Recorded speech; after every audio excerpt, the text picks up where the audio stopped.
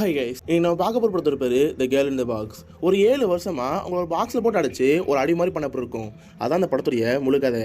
இதெல்லாம் சினிமாவுக்கு நல்லா இருக்கும், பட் ரியல் லைஃப் நடக்குமா இந்த மாதிரி கேட்டிங்கன்னா இது உண்மையாக நடந்த ஒரு கதை. 1977 ஒரு பொண்ணு காணாமல் போயிருக்கா. அந்த பொண்ணு காணாமல் போய் கரெக்டாக 7.5 வருஷம் கழிச்சு தான் அவன் வீட்டுக்கு வந்திருக்கா. இடையில ஒரு 7 வருஷமாக அந்த பொண்ணை கடத்தி ரொம்ப டார்ச்சர் பண்ணியிருக்கான். அந்த பொண்ணுடைய கதை தான் the girl in the box. இந்த படத்தோட ட்ரூ இன்சிடென்ட்ஸை பற்றி கடைசியில் பார்ப்போம். இப்போ வாங்க தி கேர்ள் இன் த பாக்ஸுங்கிற இந்த கதைக்குள்ள போகலாம். மூவியோட ஸ்டார்டிங்கில் ஒரு காரில் ஹஸ்பண்ட் ஒய்ஃப் இருக்காங்க. ஒரு காட்டுக்குள்ள வந்து ஏதோ ஒரு கொலை பண்ணி ஒரு பணத்தை புதைக்கிறாங்க. அந்த ஹஸ்பண்ட் கேஷுவலா இருக்கான், பட் ஒய்ஃப் பயந்துட்டே இருக்காங்க. ஏதோ தெரியாம கொலை பண்ண மாதிரி ஒரு பாத்திரத்தில் இருக்காங்க. அந்த ஹஸ்பண்ட் அந்த பொண்ணுகிட்ட நீ ஒன்றும் கவலைப்படாத, எது நடந்து போயிருச்சு, இதை பத்திலாம் கவலைப்படான்னு சொல்லி சமாதானப்படுத்தி அந்த பொண்ணாட்டி கூட்டிட்டு போறாரு. இங்க அப்படியே கட் பண்ணா மே 19, 1977 நார்த் கலிபோர்னியால ஒரு பொண்ணு நடந்துட்டு இருக்கா. அவ ஃப்ரெண்டுக்கு பர்த்டே, ஸோ அதான் லிஃப்ட் கேட்டு அவ வீட்டுக்கு போய் ட்ரை பண்றா. அந்த மாதிரி இப்ப ஒரு கார் வருது. அந்த கார் லிஃப்ட் கேட்டு ஏறலாம்னு சொல்லி ட்ரை பண்ணும்போது அதுக்கு யாரும் இல்லை. இதுக்கு முன்னாடி பார்த்த அந்த ஹஸ்பண்ட் ஒய்ஃப் தான். அந்த ஹஸ்பண்ட் ஒய்ஃப் கிட்ட உன் கார்ல ஏறலாம்னு சொல்லி கேட்கும்போது அவங்களும் சரி சொல்றாங்க. இந்த பொண்ணும் அந்த கார்ல ஏறுது. அந்த ஒய்ஃப் அந்த பொண்ணு கிட்ட ஏமா நீ எங்கேருந்து வர, உன் பேர் என்ன, இந்த மாதிரி கேட்கும்போது அந்த பொண்ணு சொல்ல ஆரம்பிக்கிறா. இன்னும் 2 நாள்ல என் ஃப்ரெண்டுக்கு பர்த்டே, அதனால அவன் பர்த்டே பார்ட்டிக்கு போறேன்னு சொல்லிட்டு ஹீரோன்னு சொல்றா. இதை கேட்குற அந்த ஹஸ்பண்ட் அது ஃப்ரெண்டுக்கு தெரியுமா, தெரிஞ்சுதான் நீ இந்த பொண்ணை பார்க்க போறேன்னு சொல்லி கேட்கும்போது இல்ல யாருக்குமே தெரியாம சர்ப்ரைஸ் போட்டு ட்ரை பண்றேன் இந்த மாதிரி அந்த பொண்ணு சொல்லும்போது இவன் ஒரு மாதிரி ரியாக்ஷன் கொடுக்குறான். இதுக்கப்புறம் பெட்ரோல் பங்கு நிப்பாட்டி காருக்கு பெட்ரோல் போடுறாங்க. இதுக்கப்புறம் அந்த பொண்ணு கிட்ட பாப்பா நாங்கள் இங்கே இருந்து எங்கள் ஃப்ரெண்டு போக போகிறோம், நீ எங்கே வந்துட்டு போகிறேன்னு சொல்லி கேட்கும்போது அப்படியா எவ்வளோ நேரம் ஆகும், கொஞ்சம் ஃபாஸ்ட்டாக போயிட்டு வரலாம்னு சொல்லி கேட்கும்போது அதெல்லாம் ஓகே தான், நீ வரையான்னு சொல்லி கேட்கும்போது அவங்க சரி சொல்கிறா. இதுக்கப்புறம் எல்லாரும் கார் எடுத்துட்டு அந்த ஃப்ரெண்டு வீட்டுக்கு போகிறாங்க. அந்த ஃப்ரெண்டு வந்ததுக்கப்புறம் நீ முன்னாடி போ, நாங்கள் பின்னாடி வரேன்னு சொல்லிட்டு ஹீரோனை முன்னாடி அனுப்புறாங்க. ஹீரோனை நம்பிக்கிட்டு முன்னாடி போகிறா. அவள் கழுத்தில் கத்தி வச்சு இங்கே பாரு நான் சொல்கிறத அப்படி செய்யணும், இல்லைன்னா அவனை கொலை பண்ணுன்னு சொல்லிட்டு அவளை அங்கேருந்து கூட்டிகிட்டு போகிறான். ஒரு பாக்ஸில் அவள் தலையை கட்டிட்டு கண்ணெல்லாம் கட்டி வாயில் பொருளை வச்சு விட்றான். அதுக்கப்புறம் அந்த பொண்ணு டிக்கில போட்டு வேற எங்கேயும் கூட்டிட்டு போறான். இந்த பொண்ணுக்கு நம்ம எங்க போறோம்னு ஒண்ணுமே தெரியல, அது தெரியாமலே கூட போயிட்டு இருக்கா. இதுக்கப்புறம் அந்த பொண்ணை வீட்டுக்கு கூட்டிட்டு போய் அடி நடிக்கிறான். அவ ட்ரெஸ் எல்லாம் கிழிச்சு ரிமூவ் பண்ணி நியூட கையில கட்டி தொங்க விட்டு போட்டு ஆடி நடிக்கிறான். அந்த பொண்ணு கத்து அந்த ஒய்ஃபால கேட்க கூட முடியல. அவ பாட்டு ஜபம் படிச்சுட்டு அமைதியா இருக்கான். அவனால எவ்வளவு அடிக்க முடியுமோ அவ்வளவு அடிச்சுட்டு அந்த பொண்ணை எகைன் கூட்டிட்டு போறான். அவன் கார்ல வச்சிருந்தப்போ ஒரு பாக்ஸ் வச்சிருப்பான், அதே பாக்ஸ் எகைன் தலையை மாட்டி விடுறான். அதுக்கப்புறம் அந்த பொண்ணை எகைன் படுக்க வச்சுட்டு போயிடுறான். அதுக்கப்புறம் அந்த ஹாஸ்பிட்டலே வந்து இங்க பாரு அவ என்ன கத்துறான் அப்படி பக்கத்துல போக கூடாது, அவளை திறந்துட்டீங்கன்னா உனக்கு கொண்டுன்னு சொல்லிட்டு போறான். இந்த ஹஸ்பண்ட் ஒரு இடத்துல வேலை பார்க்கறான், அதுக்காக வெளியே போறான். இப்போ அந்த பொண்ணு விடாம கத்திட்டே இருக்கு. இந்த வைஃபுக்கு ரொம்ப கஷ்டமா இருக்கு. அதனால ஒரு கண்ணு எடுத்துக்கிட்டு அவளை பார்க்க போறாங்க. நீ எது கத்திட்டே இருக்க, நீ சும்மா இருக்க மாட்டியா, எது கத்தன்னு சொல்லி கேட்கும்போது என்னை விட்டுருங்க ப்ளீஸ், நான் இங்கேருந்து போறேன், நீங்க மட்டும் என்னை விட்டுட்டீங்கன்னா நான் அப்படியே இங்கேருந்து போயிடுவேன், என்னை விட்டுருங்கன்னு சொல்லி கேட்கும்போது சரி ஒரு கண்டிஷன் இருக்கு, நாங்கள் உன்னை இங்கே கூட்டிட்டு வந்தோம்ல, நீங்க இருக்கிற அட்ரஸ் எதுவும் தெரியுமான்னு கேட்குறா.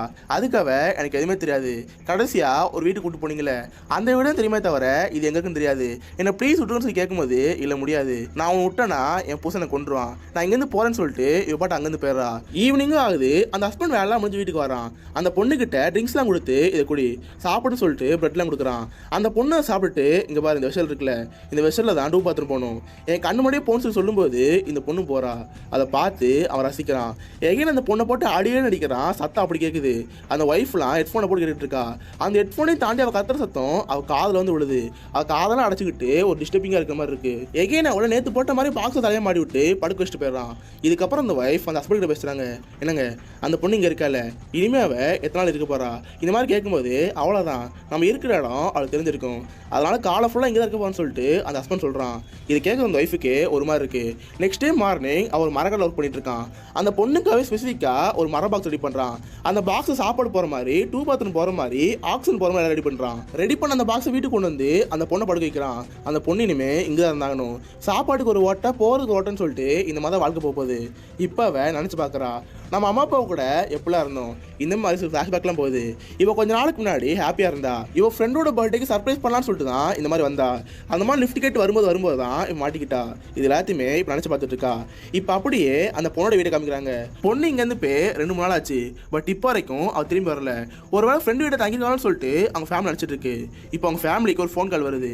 பார்த்தா அந்த பிறநாள் பொண்ணு கால் பண்ணி, அங்கிள் உங்கள் பொண்ணு எங்க, என் பிறந்த நாளைக்கு சர்ப்ரைஸ் பண்ண நினச்சேன், பட் பார்த்தா அவள் வரக்கூட இல்லை, சரி வரனால இல்லைனாலும் பரவாயில்ல, எனக்காக அட்லீஸ்ட் ஒரு கிஃப்ட் கூட அனுப்ப தோணாது. உங்க பொண்ணை கூப்பிடுங்கன்னு சொல்லி கேட்கும்போது பொண்ணா ஏமா என் பொண்ணு உன் பிறநாளைக்கு தான் ஊருக்கு வரா சொன்னா, அவ வரலன்னு சொல்லி கேட்கும்போது இல்லைன்னு சொல்றாங்க. இதை பாக்குற அப்பா உடஞ்சு போயிறாரு. இதுக்கப்புறம் போலீஸ் ஸ்டேஷன் போய் சார் என் பொண்ணை யாரும் கடத்துறாங்கன்னு நினைக்கிறேன், ஃப்ரெண்டோட பர்த்டேக்கு ஊருக்கு போன்னு சொன்னவ பட் திரும்பி வரவே இல்லை. அந்த ஃப்ரெண்டு கால் பண்ணி கேட்டாலும் அவங்களும் வரேன்னு சொல்றாங்க. இப்போ என்ன செய்ய சொல்லி கேட்கும்போது அவ்வளோதான் சார், உங்க பொண்ணு மேஜர் தானே, அவள் யாரையாவது கூட்டிட்டு ஓடி போயிருப்பா, இவ்வளோதான் மேட்டரா இருக்கும். ஏன்னா ஃப்ரெண்டு வீட்டுக்கு போறா சொல்லி அவள் இறங்கி போயிருக்கா. அவள் மேஜருக்குனால இந்த கேஸ் எடுத்துக்க முடியாது, நீங்க இங்கேருந்து போங்கன்னு சொல்லிட்டு அந்த போலீஸ் சொல்றாங்க. வேற வழிச்சு அந்த பேரண்ட்ஸும் அங்கே வந்துடுறாங்க. இப்போ அப்படியே கட் பண்ணா அந்த ஹஸ்பண்ட் காமிக்கிறாங்க. அவன் மரக்கடையில் வேலை பார்த்துட்டு இருக்கும்போது அவங்க ஒய்ஃப் வராங்க. அவங்க ஒய்ஃப் அவங்ககிட்ட வந்து எங்க விஷயம் சொல்லலாமா, நான் இப்போ ப்ரெக்னெண்ட்டாக இருக்கேன் இந்த மாதிரி அந்த பொண்ணு சொல்லும்போது இவர் ரொம்ப ஹாப்பியாக இருக்கான். இதுக்கப்புறம் அப்படியே அந்த பொண்ணு கடத்தப்பட்டதுலேருந்து 231 நாள் இப்போ ஒரு காரில் வந்து ஒரு நபர் இறங்குறாங்க. அது ஒரு யாரும் இல்லை, அந்த ஒய்ஃப் தான். அந்த ஒய்ஃபுக்கு ரீசெண்டாக அடிபட்டிருக்கும் போல ஹாஸ்பிட்டல்லாம் கூட்டி போயிட்டு வந்து இறங்கிட்டு இருக்கான். பக்கத்துலேயே தான் ஹவுஸ் ஓனர் இருக்காரு. ஹவுஸ் ஓனர் அவங்க கிட்ட எங்க உங்கள் வீட்டை செக் பண்ணி பார்க்கணும்னு சொன்னேன், பட் இப்போ வரைக்கும் அதுக்கு ஒத்துக்கல. ஒரு டேட் சொல்லுங்க, அன்றைக்கி உங்கள் வீட்டுக்கு வந்து செக் பண்ணி பார்க்க போகிறேன், உங்கள் வீட்டில் இருக்கிற பேஸ்மெண்ட் வந்து கொண்டும் நல்லாக்குன்னு பார்க்க போகிறேன். என்னைக்கு வரன்னு சொல்லி கேட்கும்போது இந்த ஹஸ்பண்ட் செம கோவத்தில் இருக்கான். ஏன்னா வீட்டுக்கு வந்தா வண்டவாளா தண்டவாளை ஏறிடும், அந்த ஒரு ரீசனுக்காக அமைதியாக இருக்கான். இதுக்கப்புறம் உள்ள போய் நல்லா திங்க் பண்ணி பார்க்குறான். அவனுக்கு வேற வழியே இல்லை. ஏன்னா இப்போ ஒய்ஃப் ப்ரெக்னெண்ட்டாக இருக்கா, இன்னும் கொஞ்ச நாள் கழிச்சு குழந்தை பிறக்க போகுது. அது மட்டும் இல்லாமல் அந்த ஹவுஸ் ஓனர் எப்போனா வீட்டுக்கு வரலாம், இதனால வீட்டுக்கு ஒரு வேலைக்காரி தேவைப்படுது. இப்போதான் அவன் யோசிக்க ஆரம்பிக்கிறான். அந்த பொண்ணுகிட்ட போய் இங்கே பாரு, நான் ஒரு விஷயங்கள் சொல்லுவேன், அதை அமைதியாக கேட்கணும். இங்கே ஒரு நியூஸ் பேப்பர் இருக்குல்ல, இந்த நியூஸ் பேப்பரில் ஒரு கம்பெனி பேர் இருக்குல்ல, அந்த கம்பெனியில் தான் நான் ஒர்க் பண்ணுறேன். இது எல்லாமே அடிமைகளை விற்கிற கம்பெனி. எங்களுக்கு ஒரு அடிமை கிடச்சிருச்சுன்னா காலம் முழுக்க அவங்க அடிமையாக இருக்கணும், இதுதான் எங்களுக்கான ரூல்ஸ். அப்படி எனக்கு மாட்டின அடிமை தான் நீ. இனிமே எனக்கு ஒரு வேலைக்காரி மாதிரி இங்கே இருக்கணும். பட் இதில் இன்னொரு விஷயம் இருக்கு, இன்கேஸ் நீ இங்கே தப்பிச்சு போனீங்கன்னா அவ்வளோதான். உன் ஃபேமிலி பற்றின ஃபுல் டீட்டெயில்ஸ் என்கிட்ட இருக்கு. அதுக்கடுத்து உனக்கு தங்கச்சியாக இருக்கான்னு கேள்விப்பட்டேன், அந்த தங்கச்சியை உன்னை கடத்த மாதிரி கடத்துவேன், அவளையும் உன்னை எப்படி அடிச்சனோ அதே மாதிரி அடிப்பேன். ஸோ இதுதான் எங்கள் கம்பெனி ரூல்ஸ். நீ மட்டும் இதுக்கு அக்செப்ட் பண்ணி எங்கள் கான்ட்ராக்டில் சைன் போடினா போதும், நீ மட்டும் அடிமையாக எங்கூட இருக்கலாம். ஒரு கொஞ்ச நாள் போனதுக்கப்புறம் உன்னை விட்டுருவேன், நீயும் ஃபேமிலியோட ஜாலியாக இருக்கலாம். இன்கேஸ் தப்பிச்சு போனீங்கன்னா அவ்வளோதான், உன் குடும்பத்துக்கு யார் வேணாலும் எனக்கு அடிமையாக இருக்கலாம். இதுக்கு ஓகேவான்னு சொல்லி கேட்கும்போது அவ்வளோ வேறு வழியும் சேர்ந்து சொல்லிடுறா. அந்த அக்ரிமெண்ட்டில் சைன் போடுறா. பட் இந்த மாதிரி அக்ரிமெண்ட்னு ஒன்றுமே கிடையாது. இவ்வளோ பயமுறுத்தி இங்கே இருக்குங்கிறதுக்காக தான் இவன் இந்த மாதிரி பண்ணுறான். அந்த பொண்ணை இனிமேல் ட்ரைனிங் பண்ணி தனக்கு அடிமையாக காலஃபுல்லாக வச்சுக்க போகிறான், ஒரு வேலைக்காரியாக ஃப்ரீயாக வேலை செய்ய போகிறா. பட் இந்த விஷயங்கள் எதுவுமே அந்த பொண்ணுக்கு தெரியல.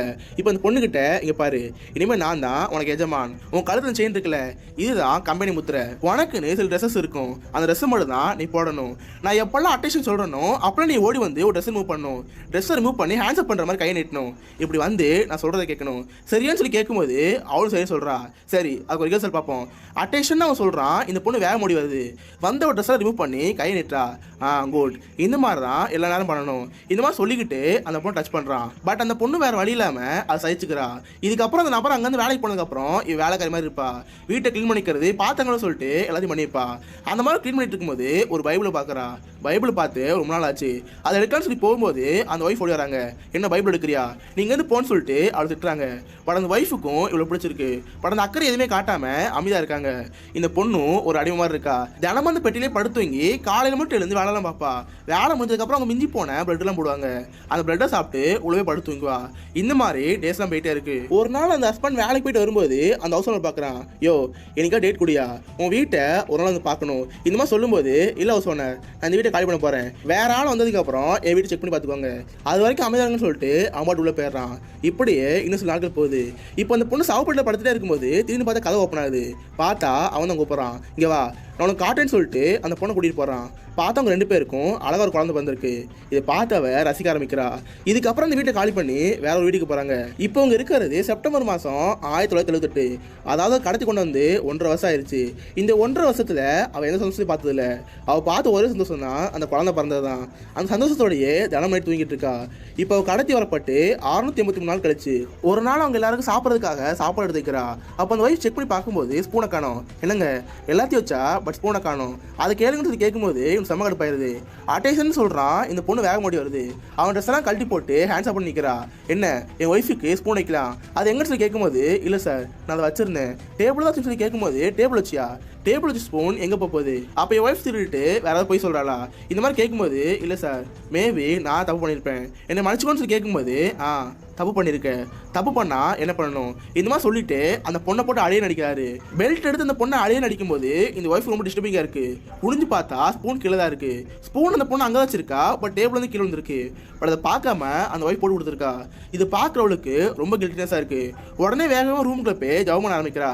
கடவுளை என்ன மன்னிச்சிருங்க, தெரியாதனமா ஒரு பொண்ணை அடிக்க வச்சிட்டேன், என்ன மன்னிச்சிருங்கன்னு சொல்லிட்டு அவள் அழ ஆரம்பிக்கிறா. கொஞ்ச நேரம் கழிச்சு அந்த ஹஸ்பண்ட் வரான். அந்த ஒய்ஃப் கிட்ட என்னாச்சு, உன்னை பார்த்தாலே ஏதோ பயந்து போன மாதிரி இருக்கு, ஏதாவது டிஸ்டர்பன்ஸ் கேட்கும்போது அதெல்லாம் ஒன்றும் இல்லை, அந்த பொண்ணு இனிமே எத்தனை நாள் இருப்பா, அந்த பொண்ணு இனிமேல் நம்ம எத்தனை வச்சுக்க போகிறது கேட்கும்போது அது அவ்வளோதான், இனிமேல் அந்த பொண்ணை நம்ம வச்சுக்க போகிறோம். இந்த மாதிரி ஹஸ்பண்ட் சொல்லும்போது இவளுக்கு இன்னும் வருத்தமாக இருக்குது. அடுத்த நாள் காலையில் அந்த பொண்ணு காயப்போட துணியில் எடுத்துகிட்டு இருக்கா.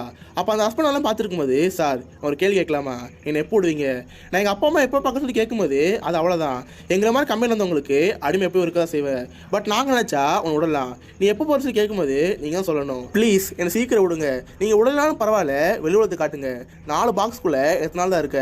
இந்த மாதிரி அந்த பொண்ணு கெஞ்சி கேட்கும்போது இவனு சரி சொல்கிறான். ஏன்னா இவனுக்கு அந்த பொண்ணு ரொம்ப பிடிச்சிருக்கு. அடுத்த நாள் காலையில் அந்த பொண்ணை மரம் வெட்ட இடத்துக்கு கூட்டிகிட்டு போகிறான். அப்போ அந்த இடத்துல நிறைய பேர் இருக்காங்க. இங்கே பாரு, இங்கே இருக்கிற ஆளுக்கு முன்னாடி என்னை மாஸ்டர்னு கூப்பிடாத, ஏன்னா இங்கே இருக்கிற எல்லாருக்குமே அடிமை தான் வச்சுக்குவாங்க, நீ அடிமை தெரிஞ்சுக்கிட்டா உன்னை வாங்க ட்ரை பண்ணுவாங்க, என்கிட்ட அதிக காசு கொடுத்தாங்கன்னா உன்னை வித்துருவேன், ஸோ அதனால என்னை மாஸ்டர்னு சொல்லாத, கேட்டால் நீ என் கம்பெனியில் ஒர்க் பண்ணுற அப்படிலாம் ஒய்ஃபோட சொந்தக்காரங்க போய் சொல்கிறான். அந்த பொண்ணு சரின்னு சொல்கிறான். இப்போ எல்லாம் முடிஞ்சதுக்கப்புறம் மரம் வெட்ட போகிறாங்க.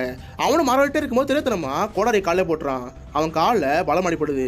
இந்த பொண்ணு சுற்றி முற்றி பார்க்குறா, ஓடுறது கடலாக இருக்குது, ஓடலாமா இல்லாமல் சொல்லிட்டு யோசிச்சுட்டு இருக்கா. பட் அந்த அக்ரிமெண்ட் அவளுக்கு ஞாபகம் வருது, நம்ம இங்கேருந்து ஓடி போயிட்டா நாளைக்கு நம்ம தங்கச்சி மாட்டுவா, நம்ம தங்கச்சியை என்னெல்லாம் பண்ணுவான். இந்த நினப்போட அவங்ககிட்ட போகிறான். அவன் காயத்தெலாம் குணப்படுத்தி வீடு கூட்டி போகிறான். பட் அந்த மாதிரி அக்ரிமெண்ட்னு உனக்கு கிடையவே கிடையாது. இப்படி ஒரு அக்ரிமெண்ட் இருக்கிறதா அவள் நினச்சிட்டு இருக்கா. இதுக்கப்புறம் அந்த நம்பர் வீட்டுக்கு கூட்டி போய் காலில் மறந்து வைக்கிறா. இந்த நம்பருக்கு அந்த பொண்ணு ரொம்ப பிடிச்சிருக்கு. அந்த பொண்ணோட ட்ரெஸ்ஸை ரிமூவ் பண்ணி ஃபிசிக்கல் ரிலேஷன் ட்ரை பண்ணுறான். இது எல்லாத்தையுமே உங்கள் ஒய்ஃப் பார்க்குறாங்க. உங்கள் ஒய்ஃபுக்கு சமகாண்டாயிருது. யோ, அந்த பொண்ணை அடிமை வச்சுக்கன்னு பார்த்தா நீ ஒரு கீப்பை வச்சுக்கிறியா, நாளைக்கு அவ என் கூட போட்டி போடுவா, நீ என்ன பண்ணுறது கேட்கும்போது நான் ஒன்றும் பண்ணல, எனக்கு எது நல்லது படுதோ அதான் பண்ணுறேன், இந்த மாதிரி சொல்லும்போது அவள் திட்ட ஆரம்பிக்கிறா. 2 பேருக்குள்ளேயும் சண்டை வருது. இதுக்கப்புறம் அந்த பொண்ணு கடத்தப்பட்டு 1395 நாள் கழிச்சு இப்போ அந்த பொண்ணை சாப்பாட்டு இருக்கும்போது அந்த ஒய்ஃப் வாரா, இங்கே வா உரத்தை க்ளீன் பண்ணணும், நீ வாங்கி கூப்பிடும்போது இவ்வளோ போகிறா. அந்த இடத்த க்ளீன் பண்ணும்போது மம்மின்னு சொல்லிட்டு ஒரு குழந்தை ஓடி வருது. பார்த்தா 4 வயசு ஒரு பொண்ணு இருக்குது. இதை பார்க்குற ஹீரோயின் இவ்வளோ பெரிய குழந்தையா, அப்போ எனக்கு கடத்திட்டு வந்து எத்தனை வருஷம் ஆச்சு, அப்போ நான் இவ்வளோ வருஷமா இங்கே இருக்கேன்னு சொல்லி கேட்கும்போது இவளுக்கு ஒரு மாதிரி இருக்குது. அப்போ எத்தனை வருஷம் நம்ம இங்கே வச்சுருக்காங்க, இந்த ஒரு குழப்பத்தோட அங்கே இருக்கா. அடுத்த நாள் காலையில் இங்கே பாரு, நாங்கள் எல்லாருமே வெக்கேஷன் போகிறோம், இந்த பாக்ஸ்ன்னு சொல்லிட்டு அந்த பாக்ஸ் அடைச்சி வச்சுட்டு போகிறான். இந்த பொண்ணு ரொம்ப கஷ்டப்படுறா. அவங்களாம் போனதுக்கப்புறம் அந்த பாக்ஸ் உடைக்க ட்ரை பண்ணுறா. எப்படியோ கஷ்டப்பட்டு அந்த பாக்ஸ் உடைக்கிறா. பட் ரூமில் லாக்காக இருக்குது. என்ன பண்ண தெரியாமல் ஒருத்தர் ஒழிஞ்சிட்டு இருக்கா. ஈவினிங் எல்லாம் முடிஞ்சதுக்கப்புறம் அந்த ஹஸ்பண்ட் வரான். வந்து பார்த்தா அந்த பாக்ஸ் உடஞ்சிருக்கு. அவன் இங்கே தப்பிச்சு போட்டு நினச்சி ரூமை செக் பண்ணி பார்க்குறான். பார்த்தா அந்த பொண்ணு ஒரு ரூமில் இருக்குது. சாரி சார், அந்த பாக்ஸில் ரொம்ப மூச்சு முடிச்சு, நீங்கள் வேறு ஆக்சிஜன் சிலிண்டர் மாட்டாம போயிட்டீங்க போல், ரொம்ப மூச்சு முடிச்சு வேறு வழி தெரில, அதான் உடச்சிடுதுன்னு சொல்லிட்டு அந்த பொண்ணு சொல்கிறா. இவனும் சரி சொல்லிட்டு அந்த பொண்ணை கண்டுபிடிக்கிறான். இது எல்லாத்தையுமே அந்த ஒய்ஃப் பார்க்கும்போது செம்மகாண்டில் இருக்குது. எங்கே நம்ம புருஷன் நம்மளை விட்டுட்டு அந்த பொண்ணோட பிறகு நினச்சி பார்க்குறா. அதனால இவ வேற ஒரு முடிவு எடுக்கிறா. அந்த நியூஸ் பேப்பர் பார்க்கும்போது ஸ்லேவன் இருக்கு. இவன் ஸ்லேவன் தெரிஞ்சனால தானே இவ்வளோ இங்கே இருக்கா. இது தெரியாமல் பண்ணிட்டா என்ன ஆகும். இந்த நினப்போட அந்த ஒய்ஃப் இருக்கா. அதுக்கு அடுத்த நாள்ல இருந்து அந்த பொண்ணு கூட பழக ஆரம்பிக்கிறா. அந்த பொண்ணு வேலை செய்யும்போது கூட வேலை செய்யறது, அந்த பொண்ணு ஹெல்ப் பண்ணு சொல்லிட்டு எல்லாத்தையும் பண்றா. அந்த பொண்ணு கூடன்னு சொல்லி சொல்றலாம் கொடுத்து அந்த பொண்ணை கேர் பண்ணிக்கிறா. அந்த பொண்ணுக்கும் இவங்களை ரொம்ப பிடிச்சிருக்கு. அந்த குட்டி பொண்ணுகிட்ட, பாப்பா நீ யாரும் தெரியுதா, உங்க அப்பா என்னைய தான் அடிமை வச்சிருக்காரு, இந்த மாதிரி அந்த பொண்ணுகிட்ட விளாண்டுட்டு இருக்கா. இப்படியே சில நாள் போயிட்டு இருக்கு. அந்த ஹஸ்பண்டும் இந்த பொண்ணோட பழக ஆரம்பிக்கிறான். ஒரு நாள் பிசிக்கல் ரிலேஷன்ஷிப் இருக்கும்போது, சார் ஒரு கேள்வி கேட்கலாமா, நான் உனக்கு கேட்பேன், அதுக்கு பதில் சொல்லணும். நீங்க என்ன அடிமை வச்சிருக்கீங்களே, அந்த மாதிரி உங்க பொண்ணை வேற யாரும் அடிமை வச்சு என்ன பண்ணுவீங்க. இந்த மாதிரி அந்த பொண்ணு கேட்கும்போது என்ன பண்ணுவேன், அவனை போய் ஓங்கி ஒரே வெட்டு தான், அவனை கொலை பண்ணிட்டு என் பொண்ணை கூட்டிட்டு வருவேன். இந்த மாதிரி சொல்லும்போது இவ்வளோ எழுதிக்கல சார், இந்த மாதிரி தானே எங்கள் அப்பாவுக்கு இருக்கும். அப்போ எங்கள் அப்பா என்ன பண்ணணும்னு சொல்லி கேட்கும்போது உனக்கு ஒரு மாதிரி இருக்கு. அந்த பொண்ணை திட்டிட்டு அங்கேருந்து போயிடுறான். அடுத்த நாள் காலம் அந்த ஒய்ஃப் அந்த பொண்ணை கூட்டிட்டு போறா. அவளை எங்கேயாவது வெளியே கூட்டிட்டு போன்னு சொல்லிட்டு சர்ச்சுக்கும் கூட்டிட்டு போறா. அதுல இருந்து அந்த ஒய்ஃப் அந்த பொண்ணும் ரொம்ப க்ளோஸா இருக்காங்க. அந்த ஹஸ்பண்டுக்கு அந்த கேள்வி உறுத்திட்டே இருக்கு, இது நம்ம பொண்ணா இருந்தா எப்படி இருக்கும். இந்த மாதிரி நினைக்கும் போது அந்த பொண்ணை பத்தி கவலைப்படுறான். அந்த பொண்ணுகிட்ட உனக்கு விஷயம் சொல்லவா, நான் உன்னை உங்கள் அப்பா அம்மா கிட்ட கூட்டிகிட்டு போகிறேன், பட் ஒரு அடிமையா 2 நாள் மட்டுமே, அதுக்கும் நான் சொல்கிறது செய்யணும், அது செய்வேன்னு சொல்லி கேட்கும்போது இவ்வளோ சரின்னு சொல்கிறா. ஒரு ஷார்ட் கண்ணை கையில் கொடுத்து, இங்கே பாரு இந்த கண்ணை எடுத்து நீ ஷூட் பண்ணிக்கோ, நீ ஷூட் பண்ணிட்டீங்கன்னா உன்னை அவங்க அப்பா கிட்ட கூட்டிட்டு போன்னு சொல்கிறான். இந்த பொண்ணு சரின்னு சொல்லிட்டு ஷூட் பண்ணுறா. பார்த்தா அந்த கண்ணை புல்லட் இல்லை. நான் சொல்கிறத நீ செஞ்ச அதை செக் பண்ணி பார்க்கறதுக்காக தான் இந்த மாதிரி பண்ணேன். சரி வான்னு சொல்லிட்டு அந்த பொண்ணை கூட்டிகிட்டு போகிறான். அந்த பொண்ணு அவங்க வீட்டில் விட்டுட்டு, அங்கிள் நான் தான் உங்கள் பொண்ணுடைய லவர், இவனாலும் உங்ககிட்ட இருந்து பிரித்து கூட்டிகிட்டு போனதுக்கு ரொம்ப சாரி சார். பட் உங்கள் பொண்ணுக்கு உங்களை பார்க்கணும்னு தோணுச்சு, அதனால தான் 2 நாள் கூட வந்தேன். நான் நெக்ஸ்ட் உங்களை வந்து பார்க்கணும்னு சொல்லிட்டு அவன் மட்டும் அங்கே போயிடுறான். இந்த பொண்ணு அங்கேயே இருக்கா. பட் இந்த விஷயம் சொல்லாமல் சொல்லிட்டு அவன் மனசுக்குள்ள சில ஓடிட்டு இருக்கு. கொஞ்ச நேரம் ரெஸ்ட் எடுக்க பார்க்குறா. அந்த அம்மா அப்பாவும் ட்ரெஸ் எல்லாம் பார்க்குறாங்க. பார்த்தா அழுக்கா கிழிஞ்சு போயிருக்கு. இதை பார்க்குறவங்க என்னங்க அங்கே பாருங்க, அவள் கையெல்லாம் ரத்த காயமாக இருக்கு, ட்ரெஸ்லாம் வேற அலங்கோலமாக இருக்கு, என்னன்னு கேளுங்கன்னு சொல்லி கேட்கும்போது, இங்கே பாரு ரொம்ப வருஷம் கழிச்சு நம்ம பொண்ணு இப்போ தான் வந்திருக்கா, நம்ம கேட்டு கேட்டு அவள் டிஸ்டர்ப் ஆக சான்ஸ் இருக்கு, அதுக்கப்புறம் வீட்டு பக்கமே தலாய்க்காம இருப்பா. ஸோ அதனால அவகிட்ட எதுவுமே கேட்காதுங்க அப்பா சொல்றாரு. அதனால வீட்டில் இருக்கிறவங்களும் அமைதியாக இருக்கா. ஒரு 2 நாளைக்கு ஹாப்பியாக இருக்கா. அதுக்கப்புறம் நம்பர் வந்துடுறான். சரி எங்களை போயிட்டு வரேன், உங்கள் பொண்ணு என்கிட்ட ரொம்ப ஹாப்பியாக இருக்கா, நீங்கள் அதை பற்றி ஒன்றும் கவலைப்படாதீங்க, நாங்கள் இங்கேருந்து போகிறோம்னு சொல்லிட்டு அம்மாட்ட அங்கேருந்து கூட்டிட்டு போயிடறான். அந்த பொண்ணு ஒரு கஷ்டத்தோட அங்கேருந்து போகிறா. இதுக்கப்புறம் எகேன் அடிமை வாழ்க்கை வாழ ஆரம்பிச்சிடா. பட் அந்த ஒய்ஃபுக்கு செம்ம காண்டில் இருக்கு. நம்ம ஹஸ்பண்ட் நம்மளை விட்டுட்டு அந்த பொண்ணுக்கிட்டே போகிறதா தோணிட்டு இருக்கு. இதனால் அந்த பொண்ணை புகைய விடுறான். நைட்லாம் நீ இந்த மாதிரி கேளு, இந்த மாதிரி கேட்டால் அவள் ட்ரிகர் ஆவான். இந்த மாதிரி சொல்லிக் கொடுக்க இவன் நைட்டு கேட்க ஆரம்பிக்கிறான். அவனுக்கு சமகம் வந்துடுது. நீங்கள் யார், நீங்கள் எதுக்காக இந்த மாதிரி பண்ணுறீங்க, நீங்கள் டிஸ்டர்ப் பண்ணி அதில் உங்களுக்கு என்ன சந்தோஷம், இந்த மாதிரி கேட்கும்போது, ஆமாம் எனக்கு ஒரு நோய், 5 வயசுலேருந்து நான் இப்படி தான் இருக்கேன், ஒவ்வொரு பொண்ணுங்களையும் கடத்தி வந்து இந்த மாதிரி தான் பண்ணிகிட்டு இருப்பேன். உனக்கு முன்னாடி கூட ஒரு பொண்ணு இருந்தா, அந்த பொண்ணை அடித்து கொலை பண்ணேன், அவள் செத்ததுக்கப்புறம் தான் உன்னை கூட்டிகிட்டு வந்தேன். இந்த மாதிரிலாம் சொல்லும்போது இந்த பொண்ணுக்கு ஒரு மாதிரி இருக்குது. இவனும் ட்ரிகர் பண்ணுற மாதிரி நிறைய கொஸ்டின் கேட்டுகிட்டே இருக்கா. இதனால் இவனுக்கு சமகாண்டாயிருது. அடுத்த நாள் காலையில் உங்கள் ஒய்ஃப் எல்லாருமே நீங்கள் இங்கேருந்து போங்க, இந்த பொண்ணை நான் பார்த்துக்கிறேன், நீங்கள் எங்கேயாவது ஊருக்கு போங்கன்னு சொல்லிட்டு அவங்க அனுப்பி வச்சிடறான். அந்த ஒய்ஃபும் அங்கேருந்து போயிடுறா. அதுக்கப்புறம் இந்த பொண்ணை என்ன ஓவரா போறியா, இது எல்லாமே என் ஒய்ஃப் சொல்லி கொடுத்தா தானே, உனக்கு ஒன்று தெரியுமா, என் பொண்டாட்டி கூட ஒரு அடிமையாக இருந்தவ தான், என்கிட்ட கிடைச்ச ஒரு உண்மையான அடிமை, என்கிட்ட அடிமையாக இருந்து எனக்கு ஒய்ஃபாக மாறினா, நான் அவளை அடிக்க மாட்டேன்னு சொல்லி சத்தியம் பண்ணேன், அதுக்காக கல்யாணம் பண்ணிக்கிட்டேன், அவளுக்கு என்னோட சொந்தம் இல்லை, அதனால நான் பண்ணுற குற்றங்களுக்கு அவள் உடந்தையாக இருக்கா, அதனால தான் என்ன பண்ணாலும் எதுவும் சொல்லாமல் இருக்கா. இந்த மாதிரி சொல்லும்போது இந்த பொண்ணு ரொம்ப கஷ்டப்படுறா. இவளை அடியடி நடிச்சு ஒரு ரூமில் போட்டுட்டு போயிடுறான். அந்த ரூமு ஓப்பன் டோராக இருக்கும். நீ இங்கேயே கடைன்னு சொல்லிட்டு அந்த பொண்ணை நியூடா அங்கே விட்டுட்டு போயிடறான். இந்த பொண்ணும் அங்கேயே இருக்கு. நைட்லாம் மழை பெய்யுது, மழையில் அப்படி நினைக்கிறா, ரொம்ப குளிரில் நடிக்கிட்டே இருக்கா. அடுத்த நாள் காலையில் யாரை திறந்துற மாதிரி இருக்கு. பார்த்தா அந்த ஒய்ஃப் தான் இருக்கா. அந்த ஒய்ஃபை ஊருக்கு போக சொல்லியிருப்பா, பட் அங்கேருந்து இருக்கா. இங்கே பாரு, எனக்கு உனக்கு ரொம்ப பிடிச்சிருக்கு, இந்த மாதிரி கஷ்டப்படுறத என்னால் பார்க்க முடியல, இங்கேருந்து பேருன்னு அவள் சொல்கிறா. இது கேட்குறவ நான் எதுக்கு போகணும், நான் போனால் என் குடும்பத்தை கொண்டுருவாங்க, அந்த அக்ரிமெண்ட் என்ன பண்ண கேட்கும்போது, அக்ரிமெண்ட் ஒரு குப்பையும் கிடையாது, அது எல்லாமே உன்னை ஏமாத்திருக்கான். இந்த மாதிரி தான் என்னை ஏமாத்தினான். கல்யாணம் முடிஞ்சதுக்கப்புறம் தான் எனக்கே தெரிஞ்சு, அதுக்கப்புறம் நானும் அவனை தொலை போய் வேண்டியதாக போயிடுச்சு. பட் ஒன்றை ரொம்ப பிடிச்சிருக்கு, நீ என் கூட வான்னு சொல்லிட்டு அவளை அங்கேருந்து கூட்டிகிட்டு போகிறான். இதுக்கு முன்னாடி ஒரு பொண்ணு இருந்தா, அந்த பொண்ணுலாம் உன்னை மாதிரி கிடையாது, நைட்டு ஃபுல்லாக கத்திக்கிட்டே இருந்தா, எப்படிலாம் இங்கே தப்பிச்சு போக முடியும்னு சொல்லிட்டு அதை பற்றி வச்சுட்டு இருந்தா, அதனாலேயே அவளை சாகடிச்சிட்டான். பட் அந்த மாதிரி நீ இல்லாமல் நீ அமைதியாக இருந்த, அதனால தான் நீ இவ்வளோ வருஷம் அடிமையாக இருந்த. இந்த மாதிரிலாம் அந்த பொண்ணு சொல்லும்போது இவளுக்கு எவ்வளோ கஷ்டமாக இருக்கும். கிட்டத்தட்ட 7.5 வருஷம் அவன் சொன்ன பொய்யை நம்பி ஒரு அடிமை வாழ்ந்திருக்கா. இதை பற்றி அவள் ரொம்ப கவலைப்படுறா. அதுக்கப்புறம் ஒரு பஸ் வந்ததுக்கப்புறம் நீங்கள் வந்து போன்னு சொல்கிறா. அந்த பொண்ணு அவகிட்ட நீங்கள் இங்கே இருக்கீங்க, நீங்கள் என்னை விட்டு தெரிஞ்சா அவனை கொலை பண்ண மாட்டாரா, இந்த மாதிரி கேட்கும்போது அவன் ஒன்றும் பண்ண மாட்டான், நீங்கள் வந்து போன்னு சொல்லிட்டு அந்த பொண்ணை அனுப்பிக்கிறாங்க. ஹீரோயின் சந்தோஷமா அங்கேருந்து போகிறா. இப்போ அப்படி கட் பண்ணால் அந்த ஹஸ்பண்டை காமிக்கிறாங்க. அவன் வேகமாக வேலைலாம் முடிஞ்சு அந்த ரூமில் வந்து பார்க்குறான். பார்த்தா அந்த பொண்ணை காணோம். உடனே ஓடி போய் பஸ் ஏறோன்னு பார்த்தா உட்காந்து அழுதுட்டு இருக்கான். அந்த பொண்ணு போன சோகத்தில் அழுது திரும்பிட்டு இருக்கான். இங்கேயே தி கேர்ள் இந்த பாக்ஸுங்கிற இந்த படம் முடியுது. இந்த படத்தோட கதை கேட்ட உங்களுக்கு ஒரு ஹார்ட் ஹீட்டிங்காக இருக்கும். பட் உண்மையாகவே இது நடந்த கதை. கிட்டத்தட்ட 2640 நாள் அந்த பொண்ணு அடிமை வச்சிருக்கான். சொல்லப்போனால் கிட்டத்தட்ட ஒரு 7.5 வருஷம். 7.5 வருஷமாக அவன் சொன்ன பையன் நம்பி அடிமை வாழ்ந்திருக்கா. இதுதான் உண்மையான பாதிக்கப்பட்ட பொண்ணு. இதுதான் கடத்தி வச்சிருந்த அந்த ஹஸ்பண்ட் அண்ட் ஒய்ஃப். இதுதான் அவளை கடத்தி வச்சிருந்த அந்த பாக்ஸ். இது எல்லாமே உண்மையாக நடந்தது. இது எல்லாத்தையுமே அவர் டிவி பட்ட சொல்றது மூலியமாக தான் இந்த உலகத்துக்கு தெரிய வந்துச்சு. அதை வச்சு ஒரு புக் எழுதுனாங்க, அதை வச்சு இந்த படம் வந்துச்சு. ஸோ தெரியாதவங்க யார் கூடாது வண்டியில் போகிறீங்கன்னா கொஞ்சம் கேர்ஃபுல்லாக போங்க. கண்டிப்பாக உங்களை இருக்குமே இந்த படம் பிடிச்சுன்னு நினைக்கிறேன். அப்படி பிடிச்சிருந்தா இந்த வீடியோக்கு லைக் பண்ணுங்கள்.